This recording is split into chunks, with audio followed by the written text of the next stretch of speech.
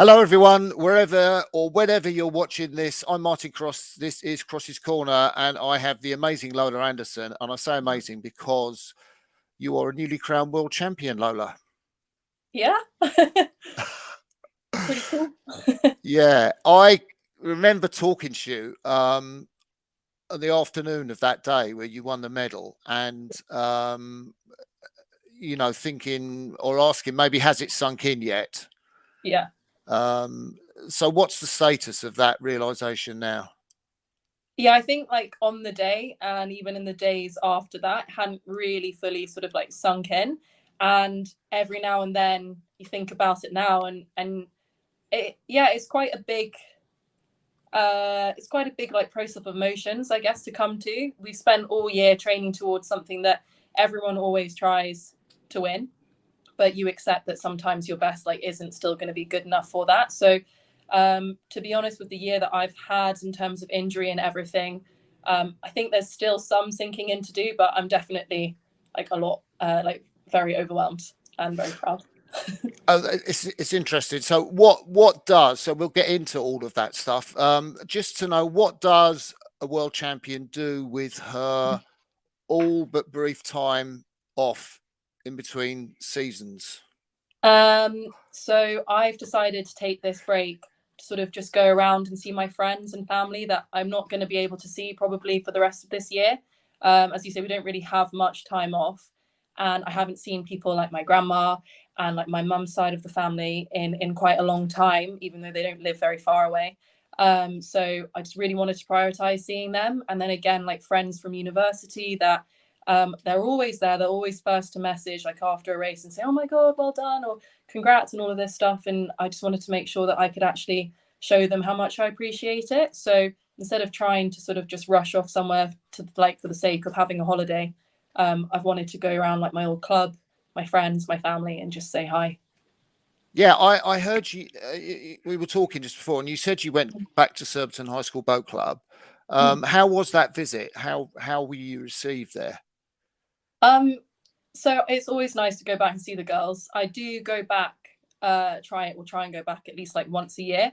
And I used to coach some of the girls that are now seniors or coming up through the ranks.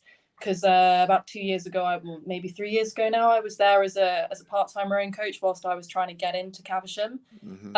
And so some of the girls recognise me and know me as like Miss Anderson, coach, and other girls don't know me and they know of me through like the coaches and what they've said, and so like they can be a bit shy coming up to me because I think they think of me as like a teacher. But no, it's always nice just to go say hi. They're always really friendly, and then like I can sit in a launch and just sort of watch them row, and it's really nice to go back because I guess it reminds you where you've come from, and it's nice to see the girls that are sort of now attempting to go up through the trialing system as well. Are there photos of you around the school and the boat club? There aren't any pictures of me at the boat club. We've got pictures of I think like Andrew Triggs Hodge and his four and stuff around the boat club. Oh my God. Just hit like him. And then around the school there are pictures of me rowing, but it's pictures of me rowing in like a school quad from when we were maybe like 15, 14. Yeah. So the rowing is awful. Like the blades are up in the sky. Everything's just, like not good rowing, not very polished. But there are pictures, just not perhaps the pictures that I'd be used to seeing now.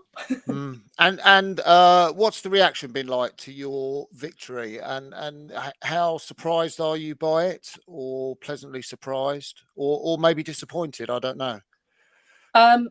So definitely no disappointment. Yeah, no, I think going in, we were quietly confident that we could do it. But as I mentioned before, because I've had a few injuries this year, we haven't had like a smooth running in the quad to say, hey, we started off here at Europeans and then we went to World Cup 2 and 3. So we've seen that we've stepped, or we can compare ourselves against these other quads that we're used to racing against now. So the only things we could compare against to see if we were going well in training were other GB boats. And whilst that can give you some confidence, like you still don't really know where you are on the rest of the world stage. So we were confident that we were going well in comparison with like our squad that was also performing like strong or doing well in the build up to the world champs. But we didn't quite know where we were going to be completely, because you can never know that. So we were surprised, but also like very happy because we did think it was achievable. Yeah, that's quite incredible. You've had quite a journey, haven't you? From when you first started the sport to world champion. And I was kind of looking back at your races on the World Rowing website, and there's quite a few gaps in there. I mean, obviously one's enforced because of COVID. Yeah. But is that something that you're aware of? Yeah, so I think for me, like the main sort of blank spot in my rowing would be like the first couple of years of under 23s that I had available to me. So as a junior, I feel like I performed well enough to sort of represent consistently. And then when I came to university, I think I struggled not with the program or anything at Newcastle, because although that's hard, I think it definitely pushed me and got the most out of me at the time. But I struggled a lot mentally with feeling very like confident with my performance, my standard, and my ability. And I am quite a big like mental person, and so when I'm in my own head, like I really do just block myself quite a lot of the time.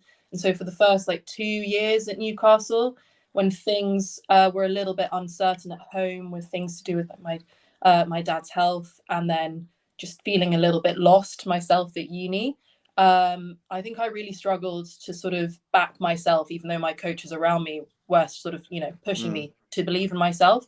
And it wasn't until my last year at uni when I had actually had a conversation with my coach, Alex Lee, and said that, look, like high performance rowing just obviously isn't for me anymore. So I want to go to trials, to the first stage of trials to get bucks points, and I want to go have fun, and I want to just enjoy it, and then I'm done, and I'll just have my last year to have fun at the club. And he supported that. And actually it was at that first stage of trials that I ended up winning that. And so having taken the pressure off of myself, I think I excelled a lot more. And I just said, okay, well, if I won that one, I'll go to the next one. I won that one. And then, ended up being selected to go in that 2019 quad to under 23 Sarasota. And it was after that year that I decided, okay, I should keep going. I should keep pushing. And COVID happened and all of that stuff. But I at least was then in a group of people that were sort of building towards trying to be in the senior team for Paris. Yeah, I wondered why you chose Newcastle. I know it's a good rowing place. Yeah. So I'd actually been in contact with my friend Georgia Mulrain, and she used to row at Borlays, and she rowed for Coop, and her and I were like really close friends and still chat. But she recommended Newcastle. She just said it had such an amazing atmosphere and sort of like positive, like that teamwork spirit. She basically sold it to me on, and I did my research and looked around and thought, this city looks cool. This city looks like somewhere I've not really been before. And I obviously was looking into the course and stuff, because you can't just go for rowing. And I just fell in love with the city. And when I went up and started training, because I didn't visit it before I went, I just went. Like it was a bit of a shock, because as I say, the training program is very different to what I was used to before. But I felt like it was a shock in the right way.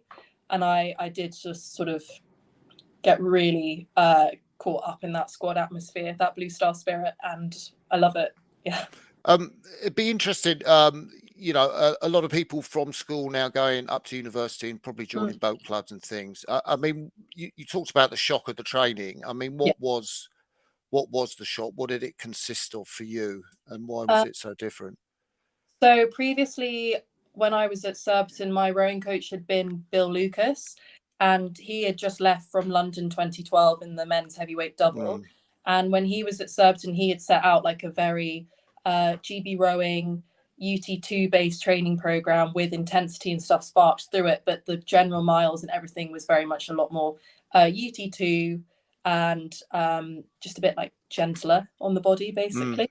And then I came up to Newcastle, and they had a bit more of an Italian based like training philosophy, which is a lot more sort of like UT1 and high sort of intensity pieces. And it really did just sort of push my understanding of what you could actually consider sort of like acceptable to do in one session. Because I was gone from used to doing stuff like, oh, maybe most you'll do is like a 20k row with some like short pieces in it, maybe. And you turn up to Newcastle and you've got stuff like 10 3Ks to do on a Sunday, 14 1500s to do on the erg. And it did hit me hard. Like, I think it's supposed to do that. It's supposed to work out who actually wants to be here and who's just there just essentially for social reasons. And you can get both out of Newcastle. And they do encourage you have both because it is like a family vibe to the club. But it really did, yeah, it surprised me. And I had to learn to get on with it, basically. And once I got through that, I think it did sort of harden me up a bit more mentally, because before that, I wouldn't say that I was very used to pushing myself like that. Yeah, yeah. When did you discover that you were a decent speed as a single sculler? Probably towards that last year of being at Newcastle was the first time that I'd been in my single since juniors and felt like confident in it, because as a junior sculler, I'd felt fairly confident with it, but also as a junior, you don't really know. I don't really remember looking back and thinking, wow, I'm fast in this. But the journey of sort of embracing being in the single and trying to be a bit more competitive with myself with that probably started in that final year of uni. And then after COVID and that lockdown sort of lifted and I went to Leander, I was training there with Hannah Scott and Georgie Brayshaw. Mm-hmm. And so obviously, like looking back on that now, that's quite a good group of people to be training with. And we were going out in our singles every day and sort of like trying to like battle paddle each other. So that was probably when that year then started to become a bit more like of an intrigue for me then. And certainly by the end of that year, when I was doing World Cup 3 and Henley, I felt pretty speedy in my single then. I think some people listening will find it quite surprising because they'll see you as a world champion and they'll go, what's she talking about in terms of confidence? I mean, because surely world champions just have mental toughness and confidence built in. And I think I was talking to somebody about Magdalena Lobnik who couldn't do the double. She was in the single, and they were saying she needs to build a confidence in the single, and this is an Olympic bronze medalist. Could you talk a bit about that? Yeah, well, I think actually my dad used to talk to me a lot about it when I was very like young and starting out in the sport. He said that for rowing I needed to be like physically strong, technically polished, but the most important thing was that I'd need to be like mentally tough and mentally resilient. And for me, like over the years, like what that has meant has kind of changed little bits. So at first I thought it meant just like never backing down, never giving up. But then after a while, I think that kind of becomes a given. Like if you train yourself not to get off the erg or not to sort of quit halfway through a piece, like it's quite easy to stop doing that. And then after a while, I guess that became more about like trying to embrace the tough sessions with sort of like a cup half full mental, like positive attitude. So for me, like mental toughness and confidence, there's things that they can become like learned behaviors, but they're not necessarily like innate from the beginning. I know some people will have that and will, just never doubt themselves, although I think they are probably like quite rare, those types of people. But as athletes, like not every single training day goes your way. We do, I don't know how many hundreds of kilometers every week where we're just battle paddling each other. And for the first half of the year, we're doing that in singles. And you're not going to win every single one of those. And sometimes you're not even going to come second. You're not going to come third. Like you might do quite badly on some days. And it's hard for us not to take that personally and not to sort of feel like we've done a bad job that day and that was our fault, or we're not doing our best. But for me now, it's just trying about taking that sort of session with a bit more balance and accepting that my best every single day will look will probably look different, and that's okay so long as I feel like I've got something out of that day. And for me, that's how I build confidence. And in particular, then if I can test that in racing, that also like gives me a bit more confidence. But I wasn't able to do some trials this year, and so going into racing, I felt for the first time in quite a long time, although I was definitely physically prepped and technically prepped, I felt a bit like mentally under prepped because I hadn't had that spark and that fire in racing for quite a long time. And yeah, like when you perform at trials in your single, it does give you a little bit of a confidence boost if you can turn around and you can say, yeah, no, I have done a good job this year. So without that, you kind of feel a little bit lost sometimes, I think. You mentioned your dad there, and I guess one of the most difficult things you've had to face was your father passing away. How did you begin to deal with that, and being at university and training and all that kind of stuff? So my dad had been unwell for quite some time. He was diagnosed with leukemia. He actually didn't tell us when he was first diagnosed, but he told us that he was undergoing treatment when I was 16, 17. And over the years, he'd had, great years, great months, but he'd also had a few ups and downs where he'd been away in hospital and classic dads, he didn't want to worry us. So often sometimes he wouldn't quite tell us what was going on. So for me, for the first half of dealing with it, it was stress with not understanding what was happening. And then towards the end, when I was a bit older, and so I was being included in a little bit more of like the ins and outs and the details of what was happening, it was less stress about how I was feeling and stress about how he must be feeling, because as I said, he tried to always sort of like shelter us. And so even when he was going through something probably quite scary and painful or upsetting for him, he was still always putting us first. And for me, that was what would really upset me at times, because I just thought, how amazing is this man that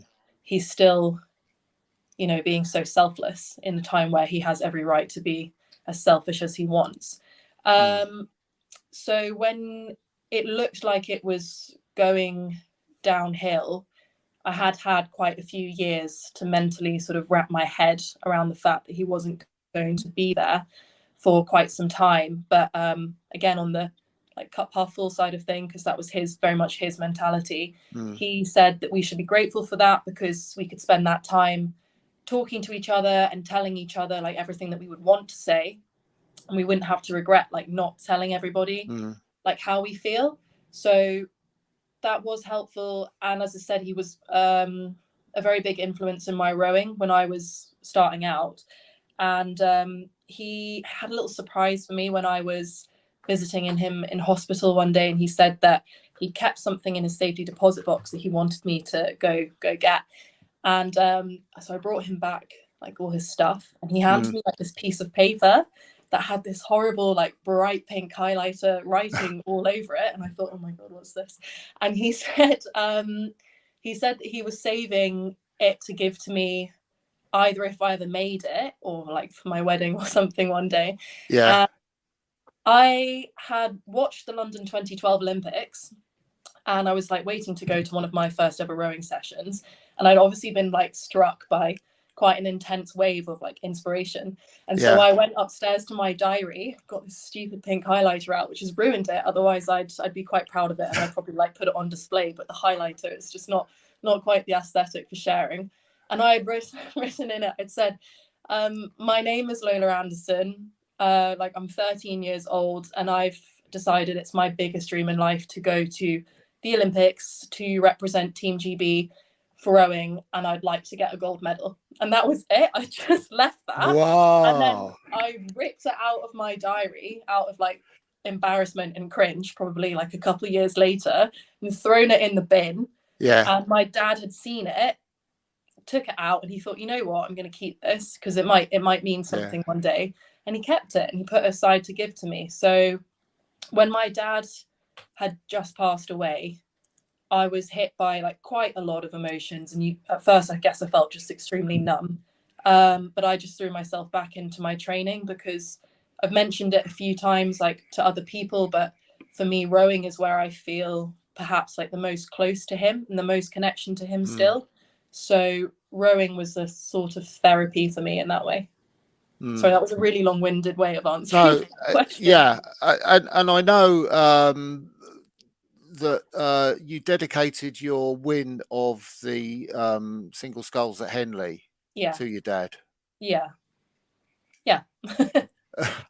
He used to row when he was younger he was born and raised in Zimbabwe, and then he used to row for his university in Durban. And so like he loved all things rowing. I've got all these great pictures of him rowing when he was like younger, and oh god, the back's like bent and the blades are awful. I can imagine. It doesn't look pretty.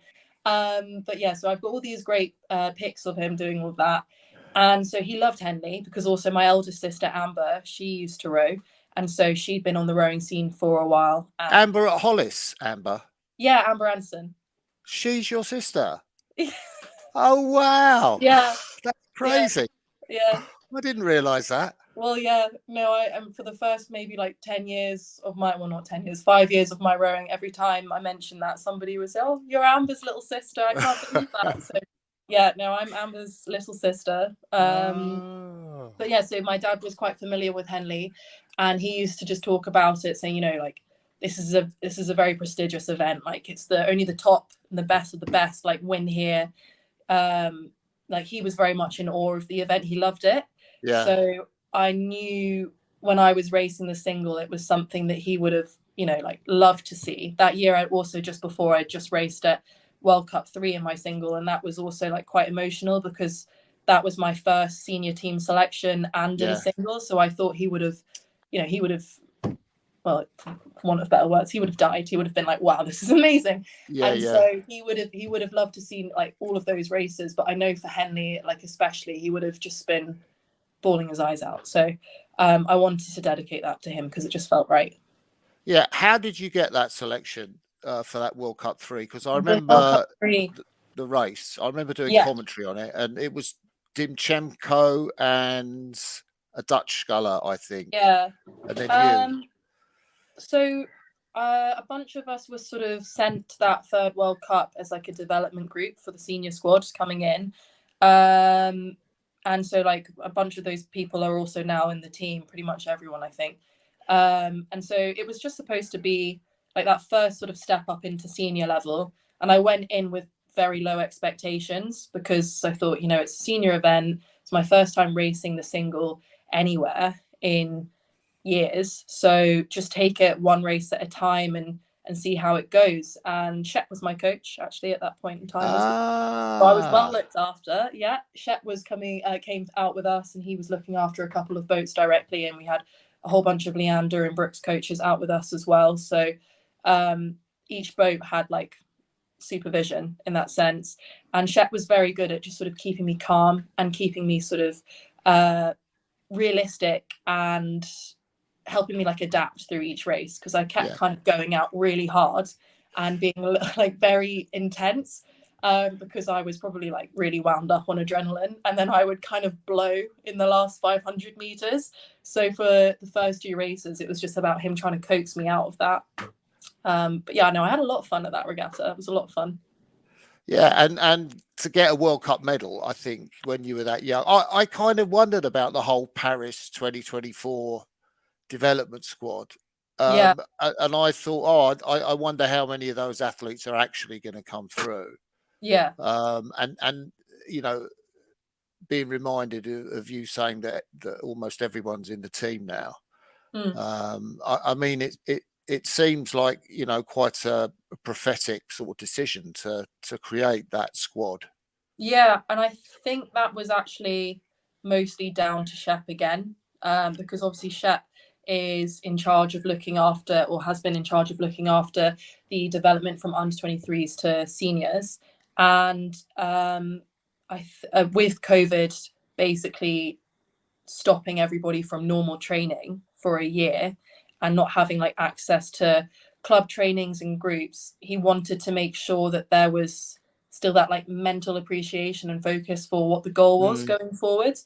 And it was a way to keep people who were isolated from training squads altogether, like feeling connected and part of a team somewhere.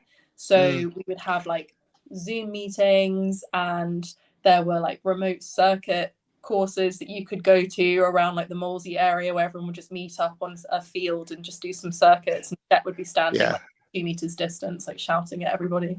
So yeah, no, that sort of COVID year, although it was obviously like quite disruptive, actually brought about like quite a lot of success for us as athletes, I think, out of that, because people went to that World Cup and did come back with medals. Like I definitely wasn't the only one. I think there were another like 2 bronzes or silvers in the pair and stuff like that. So yeah. What did you make of the Tokyo Olympics from a distance? Well, the water looked awful, so I wasn't envious. Rudkin, he was in the men's 8, and so we were talking to him about it every day, and he was just talking about how rough the water was, and how it's quick, but just like you need to make sure you just don't catch a crab, basically. And so from the outside watching it, I was kind of I'm not the most clued in with who I think will win. Like, as I said, my other crewmate Lauren Henry, she knows everything data wise about all these boats, so I was just supporting GB boats, crossing my fingers and like hoping for the best. And one of my teammates, Lucy Glover, was in a women's quad, so I was hoping, I was like rooting for them and everything like that. But it just seemed like it was impossible to know what was actually going to happen, because the water, the weather, the conditions just sort of really hit people like differently, and it just seemed like it was a bit of a luck of the draw from back home, at least. But I think some of the races, you know, where the Norwegian double overturned and the Italian men's quad caught a crab, and the Dutch lightweight women's double crabbed on the line practically. Oh god, I think that race is probably one of the only races from the Tokyo Olympics that I have rewatched multiple times, just because it is savagely tight the whole way through, but you think, oh, that Dutch double is, you know, they've got it, but they've got it. And then to watch them crab and just completely lose out was heartbreaking. It was one of those things you kind of don't want to watch, but you also can't look away. So I find that interesting that you've watched that particular race, and obviously you've said a bit about it, but why have you watched that particular race? Because you're not a lightweight. No. No, I'm not. For me, it doesn't really matter what boat class or you know, what like gender of rowing it is. There's just something about that race that I think sort of sums up to me like how tough and how brutal Olympic racing I sort of would imagine it to feel like. And I find that quite inspirational. And that I think is why I've watched it so many times. Well, so many times, probably like 3-4 times. Just because to me, elite sport is, and what I find, I think, so satisfying and addictive about being in sport is finding a way to push myself, finding a way to test myself. And in that sense, like that is probably where as we were talking about earlier with confidence, where that can sort of like feed into your understanding of like self-worth in a way, proving to yourself that what you're doing is impressive, like in some way, basically. And watching that lightweight women's double race, like I guess the words impressive is what comes to mind. It's just nail-biting competition the whole way down, pushing each other, fighting, like gritty rowing the whole way through. And then also at the end, like you never know what's actually going to happen. And so that sort of like fierceness of rowing is what I find really interesting about that race. And that's probably why I watched it. Thank you for that. As you were talking about that, my mind went to your World Championship final, which was a fantastic race, probably the best race. Probably the best race of the championships between you and the Netherlands. Yeah. Which was kind of from the outside nail-bitingly close. Yeah. Where you did emerge. Are there any similarities between the two races for you? So I guess going into the race, we had quite a clear understanding of what our strengths were as a crew. We're aware that we don't have necessarily like the fastest start. And so like we were expecting to be a little bit behind coming out of the start, and then hoping to sort of step through as we got into the race. and where we find like our speed as a crew is that mid-pace rhythm. So we knew that so long as we were in contact but behind out of the start, we would hopefully sort of step through some crews as we were coming through the 1K and then into the last sort of like 700. And yeah, in that last 700, we did have like a intent to sprint or start pushing through. And Lauren Henry, data cruncher, she backed our sprint basically to hopefully like come through the Dutch that we were expecting to sort of be in the lead at that point. So there was no part of that race where we were thinking, oh no, we're behind because we're not doing sort of well. And I guess that's also part of what we were talking about earlier in terms of like mentality and confidence, understanding like being confident being in the race but not necessarily winning it, and knowing that you can still sort of pull strings or you can work your way through. So yeah, as a crew we were quietly confident even coming through the K because we felt like we had more to step through. The Chinese women's quad, I mean, you must have seen them win the Olympic title and maybe even, I don't know, in Linz, the world title in 2019. Yeah. And last year you raced them. I just wonder, has the opposition, i.e. you and the quad from the Netherlands, got quicker, or have they got slower, or is something else going on? I'm sorry, I'm just putting a charging point. There we go. I find it hard to comment on that because I obviously haven't raced them consistently over time. So I don't know if they've got slower. I think this probably hasn't been what they would describe as their best season because they are, in my mind, and I think in everyone else's mind, like they're still in some ways a crew to beat. I guess this is actually where it's hard because I would still consider them the crew to beat. But then if we've, it's a strange position to be in because, yes, they're the Olympic champions. They still have like the world record. And so to me, I wouldn't discount them or obviously discredit any votes coming into this next year. And I think this year they've struggled with their coaching. And I'm sure they'll be looking to reflect upon that and build into the next year. So perhaps this year was a bit of a lull for them, but I don't think it's reflective of what that crew is capable of. Yeah, they had a different coach. Is that? Did I? Yeah. I can't. I've spoken about Lauren so much already. She might be on this interview, but Lauren has all the information on this. So Lauren said that their coach, who had been sort of in charge of their boat for the past like 5 or so years, was unexpectedly like changed out for someone else. Basically, Quad wasn't very happy about that, and so not that they went on strike, but I think in the build up from after World Cup 1, maybe 2 as well, they kind of were not happy and not satisfied with the coaching that they were getting, something like that. You must be very happy with your coach, Andrew Randell. Yeah. Why? Yeah. Well, he's very unique. There's no one like Andy. He came in with a completely new approach to training, again, much like having come from Surbiton to Newcastle. We went back to sort of a GB based program in my first couple of months of being on the team, and then an Australian came in and he kind of launched us back into this approach of intensity, not necessarily like top end intensity, but instead of doing a UT2 paddle, it's now switched out for a UT1 battle paddle each day. And so you got put back on that sort of like pressurized training, which at first I do think as a squad, you know, it takes some adapting, and we were like mentally and physically like very drained because it's hard to sort of be switched on and competitive all the time. And it's hard to do a lot of the intensity sessions that he does set. But then it means when you come through to racing, you do feel very prepared, very unfazed.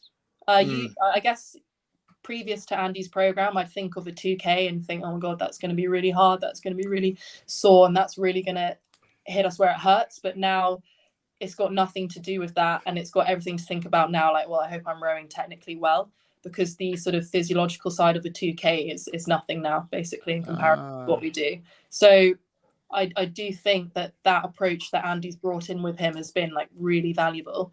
And then also as a coach, he is very just like clear and straight to the point with his coaching, which, yeah, sometimes when you're tired, maybe that hits you on a sensitive nerve some days, but you know what's a lot easier to understand than just sort of like beating around the bush. Does he have any technical magic in terms of his abilities? He loves his J-taps every day. Every day we do like static tapping to sort of he really likes to focus on the small things to make up like the big part of our crew. So he would obsess over our wrists and make sure that our wrists and our handles are flat and we're not sort of like cranking the blades out, which, yeah, like that's sloppy rowing. But his attention to detail is actually quite surprising, given that, you know, 90% of the time he's talking about like we just need to work harder and we need to pull harder and we need to get quicker on splits and all of this stuff. And then actually, like, when you talk to him about it, yeah, okay, he wants you to work hard and he wants you to push yourself, but he also wants to make sure that you're doing it in the right ways. And he's very, very particular about what he thinks is like the perfect stroke. And I don't think anyone will ever get it, which is good. You were racing some of his former Australian crew that won bronze, I think, in Tokyo in the final. Yeah, we were. And the good thing about having Andy again, when we go to Varese for our training camps, the Australian Institute's obviously on the other side of the lake. And so often Andy will just sort of like crisscross and go and see some of his girls, and his sister coaches the Aussie girls as well. And so he's still in communication. Is that Ellen? Yeah, Ellen. And they don't obviously they don't share anything actually important, but they do try to like wind each other up, saying, "Oh, our quad's going really well," and she goes, "Oh, well, so's ours." And then we see each other out on the water, or we actually bump into them at we bumped into them at a gelato shop on one of our last nights, and it was quite nice just to be able to sit with them before we started racing and just talk to them like people who are also interested in your sport, like our sport, and not like, oh, the Australian competition. So it's quite nice to have an international coach in that way. When you were talking about the training program, it's fascinating thinking of you going head to head against the Netherlands crew, because I gather their training program is a lot of Ks at a particular low intensity. In fact, they're so rigorously checked by their physiologists. Yeah.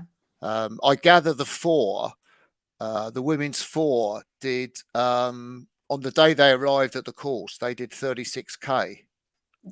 Did they? Oh God. Yeah. Well, I didn't know that they did that when they came, but I know that their program is almost like the opposite end of the spectrum to ours. Yeah. So I mean, we still do what I would consider like a fair amount of distance. You know, there's not many days in the year where we do anything less than like 36K a day and then weights.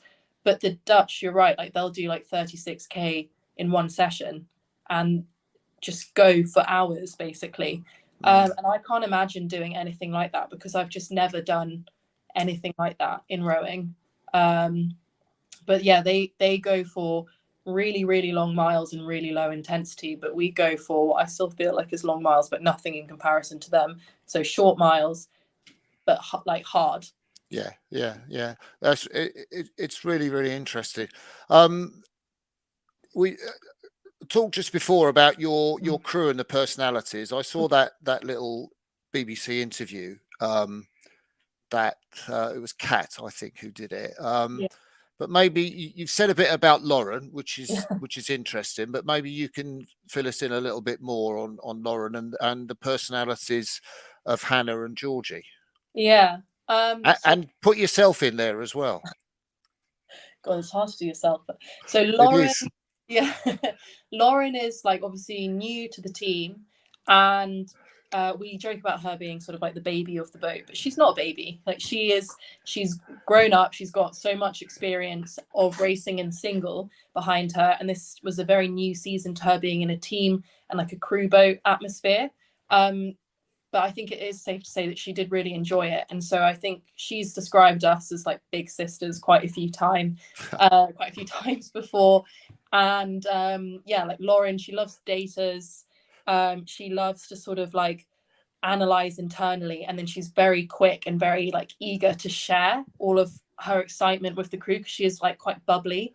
So yeah, like Lauren was actually really refreshing to have in the boat, because to have someone you've not rowed with before at all, because I've never rowed with her before because she's been a couple of years below. Yeah. It is actually really refreshing to have that new perspective in the boat. So yeah, that's what I'd say Lauren brings to the boat. Is she looking at the pace coach during the race? Well, we actually had to fight to get that speed coach off of her because she wanted to have one. She really did want to have one. And you know what, like she knows everything in and out. So I don't even think it would have distracted her too much. But we were just worried that, as you say, like she loves numbers so much. We were just a bit worried that instead of sort of just relaxing into the race, because in a crew boat, we just needed everyone just sort of like zone out and just go into the rhythm a bit. We were worried that she was just kind of giving me like tunnel vision, staring at numbers and not sort of like feeling the boat. But I mean, I feel like that's a discredit to her because I'm pretty sure she'd be in a boat. So maybe next year, if we're ever in a crew boat again, maybe then, yeah, we'll give her a speed coach then. Because I'm sure she's earned it. So she can have a speed coach if she wants it. And then Hannah, so obviously Hannah's at 2. And again, like I'd never rowed with Hannah before this year. And so I've obviously raced her around a bit, and she was like previously in sweeping at under 23s. But Hannah and I have always wanted to actually like row in a boat together, because we've always been sort of like battle paddling and competitive in our singles in that sense. So it was really nice actually just to have a project to build with her without any sort of competition or competitive side going into it, because we're just building together. So Hannah, I would say she is again a very sort of like bubbly and bright personality. There's no one in the boat where you'd sort of think, oh my gosh, they just need to wake up a bit, they're a bit slow or they're a bit agitated this morning. So that was nice because it was like fun sessions. Hannah is also like very honest, and she is a really good person to have in the boat, because typically as a squad we can be a bit nervous about saying what we actually want to say sometimes. So if Andy's sort of challenging us, or he's saying something that isn't quite resonating with us in the moment, the rest of us can kind of be a bit quiet, a bit like sheepish, but Hannah will just say, no, actually Andy, like that's not working with us today, can you try something else?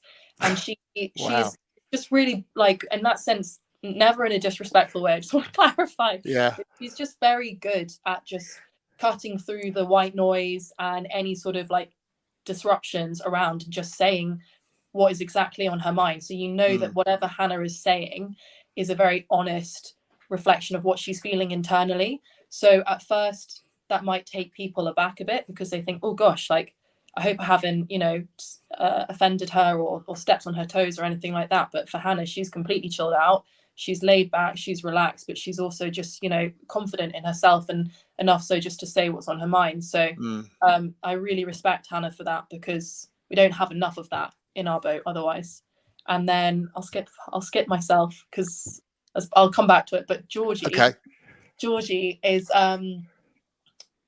oh gosh, she is like an explosion of energy. She's great. She is so just like energetic, enthusiastic, like positive. She's always like smiling and laughing. She never takes herself too seriously. And that's another thing, like her, as I was talking about confidence earlier, like she is someone that tends to sort of doubt herself before she believes in herself. So she's very humble. But she's obviously, you know, that she's got a huge engine on her. She's got so many amazing strengths like working for her, but she doesn't necessarily see them in herself straight away. So she loves being in a team dynamic. Like she thrives in it, because I think it just gives her that confidence to really just be her most like true and authentic self. So if you talk to Georgie when she's in a single, she's like, oh, get me out of this, I don't want to be in it. And that she'll say that to anyone. But when she's in a crew boat, like she loves it, and she's ready to take on like any challenge, step up to anything. She's not afraid at all. So yeah, like her boldness is great to have in the stroke seat, because she's very unique. Wow. And what have you got to say about yourself? Oh no. Uh, I think, oh no, I know, because we did some like personality quizzes. So all of these Yeah, things I said have been based off of our like personality tests that we yeah. do, see how we interact with each other in a boat. Um, my sort of general takeaway was that I can be a bit of like a mediator in the Oh, boat, because so I like no, never that like in terms of tension, but I like to make sure that everyone is happy. That's like my go-to thing, is to make sure that I feel calm and relaxed when I feel like everyone's having a good time. yeah, So if Andy's having a day where he's asking for stuff that's like rattling us a bit as a boat, or if, again, likewise, if girls in the boat are just feeling a bit tired and a bit stressed, like I tend to try and sort of be that bridge somehow that connects the two. So like I said about Hannah just being like direct and cut straight through to the point, like I tend to do the reverse, and I tend to waffle a lot. So I might say something like, oh, I think the boat's going really well today, I think the rhythm's really good, and I think, you know, the run feels really nice. It would just be great, or even better, if we could get our catches in a little bit sharper. Whereas Hannah will say something like, yeah, boat's good, but can we get our catches in faster? Or she might not even say boat's good, she'll just say we need to get our catches in faster. yeah. And so that's where our communication like differs, and our personalities like differ, but we both have the same intent and meaning like underpinning it. I just take 10 times longer to get to the point. So are you a number 9 on the Enneagram? Oh, I don't know about that. Ours was on like colors. Yeah. So Oh, insights. yeah, insight. So I was like a orange and a yellow. And Oh, right. Yeah. it, Okay. it was weird because so Andy did it as well. And everyone else, like on the chart, is like a square. And people were here and here. And then Andy and I were like slap bang in the middle, like right next to each other. We kind of looked Oh. at these dots and we're like, who's that? Like right next to me. And we looked at each other and went, are you the same as me? Really? Yeah. Yeah. But apparently so. Um. Uh. So, my sense is, and you can tell me if I'm wrong, that when you're fit, you are the fastest sculler in the group. Well, That's a hard question to answer. You don't have to answer it if you don't I want haven't to. done trials. I haven't done trials this year, and so I think that would be a hard one to answer. It's frustrating because I feel like at the start of this year, things were going really well for me in terms of like my physiological training, and like technically, I felt like things were going quite well as well. So that was all sort of building really nicely, and I was like very excited to try and put a performance out at trials. And then yeah, just about 2 weeks before final trials, I just started getting like this stiffness and this pinching tightness in my back. And I went to go see Anne. We got a scan done, and I had a like bulging disc and some like bruising. And so then I missed trials and missed my opportunity to sort of like see where I would be. I think Lauren, Henry, Hannah, Georgie, like they've all shown speed in singles before, like our whole sculling squad has in different ways. And it would have been, I would have been very interested to race Hannah and Lauren, because as I say, I've never directly raced Hannah in a single, because the year that I won final trials last year, Hannah wasn't racing because she had a bad rib. And then Lauren wasn't there, I don't think, because I think she also had a bad rib. And then obviously this year, I had a bad back. So I would like to test it, but I don't know. Talk to me about dealing with injuries. Yeah, this year was quite a rough one for me in that sense. So I'd never really considered myself someone who was like fairly like injury prone. It came out of what felt like nowhere for me, and it took like a frustrating long amount of time for me to sort of work my way through it. Every time I felt like it was supposed to be getting better, I had to remind myself to be patient. But like the physio team and Anne, they do their jobs like really well in terms of like looking after you as athletes, or at least from my experience, they do. You know, they were very understanding to the fact that I was going to get frustrated on some days. They helped me sort of shift my approach in terms of like what was actually feasible with goals, because when I first was injured, they told me that I could maybe, if I was doing well, be back in time for Europeans. But if I did that, then I might jeopardize being back consistently for like World Cup 2 and then World Cup 3 and then Worlds. And so the focus kind of shifted away from Europeans just to be smart. And then I was back in time, ready for World Cup 2. And I was feeling on top of the world, you know, geared up, ready to race, ready to finish my season. And I was like, thank God that's over and done with. I was proud of the way that I'd rehabbed. I felt like it was like all smoothed over. And then we came back ready to race Henley, and I was excited about that because I felt like we had a good opportunity to try and win, which you don't, you know, you can never take for granted at Henley. And yeah, we were just paddling down to the start for our semi-final in the quad, and we were doing like some half slide rate builders, and I just remember putting my blades in at this half slide catch position and just feeling something like pop, and then all of a sudden my back just like released a whole bunch of tension and then immediately seized up again. And as we kept rowing, and I kind of like quietly said under my breath, like, I think I need to stop. And Georgie heard me and went, what's going on? And so we carried on rowing down to the start, and I kept telling her I was fine. And then by the time we got to the start, it started to feel like quite uncomfortable in a way that I knew was reminiscent of how my back had felt when my discs were not right. And so I sat at the start, and I was trying to be quiet because we had like the Dutch development quad next to us. And so I just turned around to Hannah and was like, look, guys, we can do a start, like a normal start, but I'm going to have to do like ghost pressure essentially, because I don't think I can load in these positions. And Anne was at the start, like smiling and waving, saying hi. And we were sort of like mouthing at her, being like, I'm going to need to call you when I get off the water.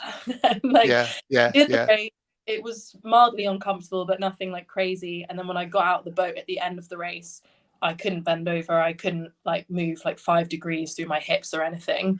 So I like ran in to go to the physio, and this poor physio, Sam, was like trying to calm me down as I was there, just almost like hysterically like shouting and crying, being like, just tell me that I'm going to be able to race tomorrow, because it's the final tomorrow and I have to race. And he was saying, oh, well, I don't know, like, we'll see how you do tomorrow, but like maybe. And so I was like sent home all these ice packs and stuff on it. And tomorrow came round, and I could maybe rotate or like bend through my hips about like 30 degrees. So it obviously wasn't allowed in the boat and couldn't. But it turned out I just like snapped like a ligament in my back. And because it was just an unlucky coincidence, but because my back had been injured that year, it protected itself the way it knew how to, which was seize and lock out. So you did really well to be at the Worlds.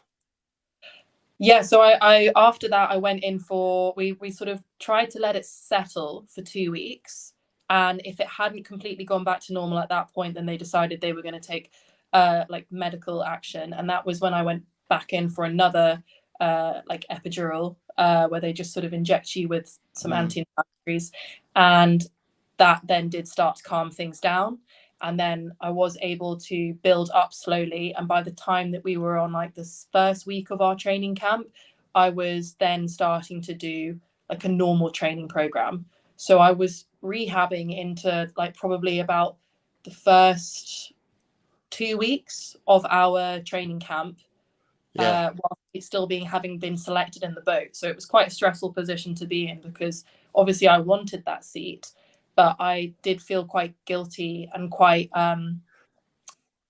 conscious of the fact that I needed to perform to sort of warrant, to justify. Yeah. So I'm feeling, and I probably shouldn't with the medical setup at Caversham that you've alluded to already. I'm feeling that I might have to keep my fingers and toes crossed for you for next year. Yeah. So I finished Worlds with no problems. I didn't have any pain or experience any like complications with racing. And the thing about injury is, although it's really frustrating and it is like really demoralizing mentally, like I guess it does teach you quite a lot about where your strengths and weaknesses lie physiologically as an athlete. So they have shown me some cracks that I didn't know I necessarily had basically before this. So I guess, to be honest, as Anne and some of the other physios have said, I should be grateful that it happened this year, because hopefully now I can keep an eye on things that I know might specifically be a problem at some points this year. And if I know to keep an eye on it, and I now know what sort of works through trial and error, hopefully I can sort of navigate it more efficiently and sort of avoid some like time consuming like blips, hopefully, this next coming year. Because I was watching you sculling earlier today, and you load up so well at the front. You know, you're extremely patient. I don't know whether you get the sensation of suspending off the front of the seat, but you know, you've clearly got everything connected that you want to have connected at the front end. I think for me, the front end connection is something that I find like naturally, it is like a strength of mine in terms of like how I row technically. In the past, and perhaps this is what caused my back injury to come on, I think I've kind of got a bit carried away with that and tried to go for more and more and more. And in the process of that, I've probably like overloaded it, and then got into some like weak positions, like coming through the drive. So again, that's something that I can work on. But yeah, no, I do feel like it. Well, I enjoy the feeling of feeling that sort of weight and suspension through the water at the catch. Where I would like to improve is to make sure I, again, don't have too much, so that I can kind of slingshot that through the finish a bit more. But I guess from spending years in my single, that's something that I've been able to sort of like develop and feel personally, because we've all got different and individualized ways of rowing. And then when you go into the quad, you have to sort of like try and merge together a bit more. Yeah, that's really interesting. And do you avoid then the concept 2 erg? I hadn't, and at the start of this year, we'd been doing a fair bit of erging, and as I say, like things for me physiologically had been stepping on quite well, because I've typically always been like quite weak on the erg. But the coaches. What's your PB for 2K? Okay, so please don't judge me, because as I say, I have been quite weak on it before. But I was after my rehab, I was allowed to do a rate capped 2K this year. So it was rate capped at 30, but I ended up getting my PB of my 2Ks on it. So I got 650 dead.